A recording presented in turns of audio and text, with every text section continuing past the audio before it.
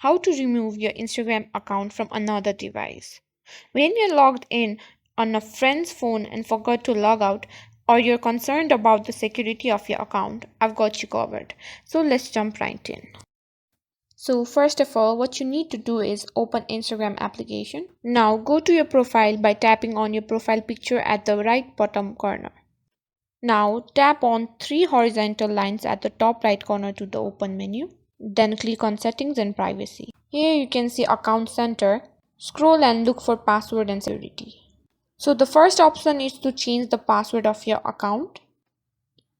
So if you don't want to change your password, then you can just simply go back and go on where you're logged in. After you've clicked on where you're logged in, you can find all the devices where your Instagram account is logged in. You can simply click on it and log out from it. My account isn't logging in anywhere, so this is the only one. And there you have it, a simple yet effective way to remove your Instagram account from another device.